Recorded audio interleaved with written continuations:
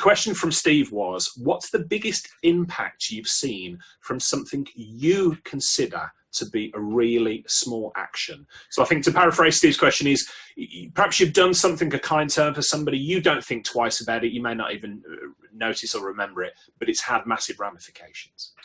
Well, I remember, and that's a great question by Steve. I remember, here's what it is, Richard. I think it's just doing what you do because you know it's the right thing to do without attachment to the results, but knowing that if you're doing the right things, the right results are going to happen, not because of any kind of magic or anything, but because of simple cause and effect. When you're constantly providing value to others, again, in a way that they value, you're creating what we call a benevolent context for your success. And so in answer to his question, I think of a time, and this is just hit me, that goes back early in my speaking career when I was really getting my feet wet, and I was trying to get, there was a person who I had connected with at the National Speakers Association, who talked on a fascinating subject. He was really a fascinating person.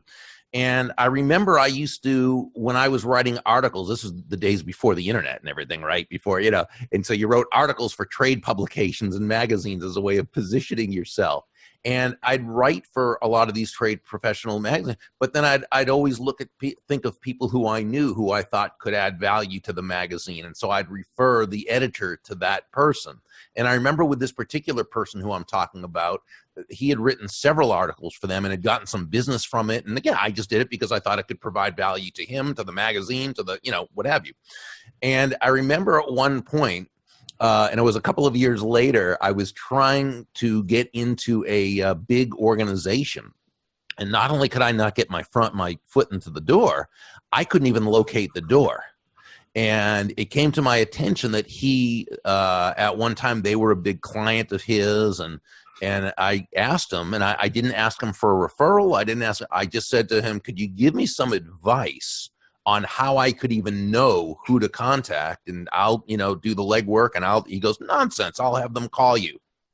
And the decision maker called me on the phone the next day and said, so-and-so said I needed to call you and have you do some work with us. And that became a hugely lucrative client for me over the next 3 or 4 years.